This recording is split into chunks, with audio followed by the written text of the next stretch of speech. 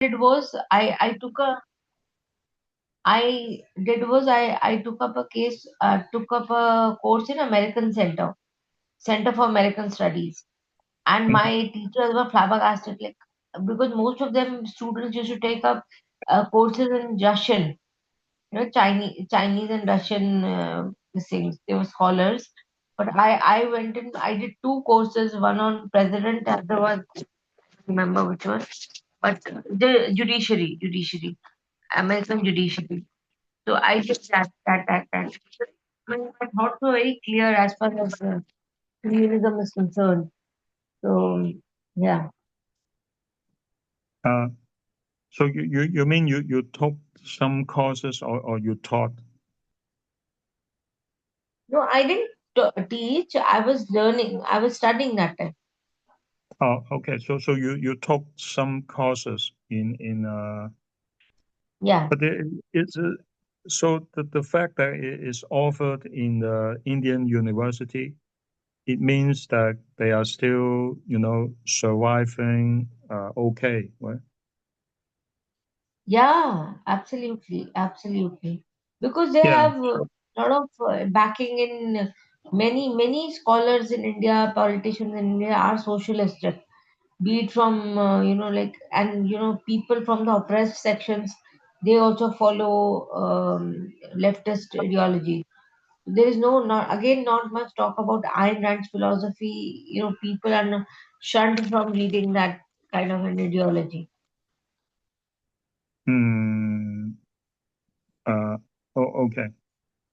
Hmm. Yeah, so that's the Mm. whole thing. So yeah, so I'm saying that you still have quite a lot of political freedom in Yes, yes, the academia, which is definitely. good. And that may be part of the legacy of the colonial period. Yeah, So yeah, it's despite that it was bad, but it also have some good side, and this is one of this.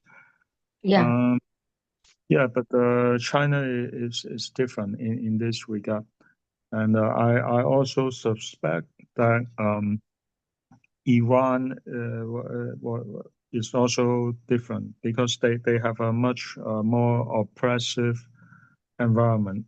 So you yeah, can hear in the news that students in Iran, they cannot do certain things and they have to be observe the Muslim, yeah. the religious code very strictly, things like But that. you won't believe, King, that the fact is that many of the Muslim scholars are leftist. If you look at Egypt, Yeah. for example, there are many prominent Uh-huh. feminists there. See, whatever their ideology is, I mean, I may agree or not, but they claim to be leftist, and they're like anti-religion and all that. So they get refuge in Marxist ideology. Hmm. Um, my impression is that the leftists or the liberals are both kind of oppressed in many Muslim Mm. countries.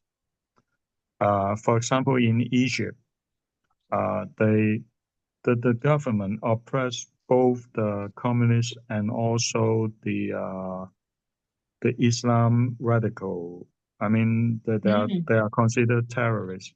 So Yeah. I mean, the currently Egypt is kind of as a pro-Western government. What So did you so the, study in US, King? uh, in the U.S. Yeah, Yeah, yeah. I no I told you about the elitist Computer science and all that. school. Yeah, but actually, my university was not really Ivy League. It's just some small liberal arts Okay, university in New okay, York. okay. It's a relatively small university, and it's funny. I want to tell you this. My university was not Ivy League, and that was our newspaper in the student newspaper on Yeah.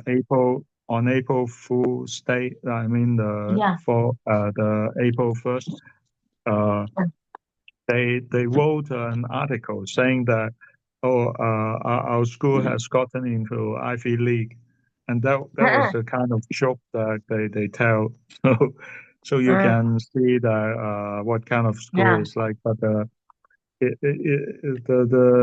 the buildings were old because the school has a quite long tradition, I guess. So it looks nice with all the green lawns and things like that. But it wasn't too highly ranked university. I couldn't get into a very good one. But but actually, I when I was in Hong Kong, I went to a more actually considered a prestigious high school. So Yeah. many of my classmates got into Ivy League colleges in the U.S., Oh, like okay. Harvard, MIT, and Mm. things like that. They are everywhere. Yeah. Also in other countries also. So well, not everyone, but quite a lot of them. So yeah, so that maybe makes. I mean, I get to know more of those people, but not myself. Mm.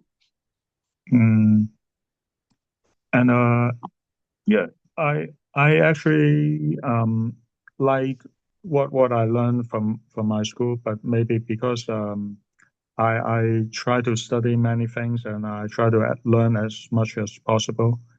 And Okay. also, I learned from the internet also while I was in the US, but also after I left, I kept learning from everywhere, from books and Okay. from libraries and all those.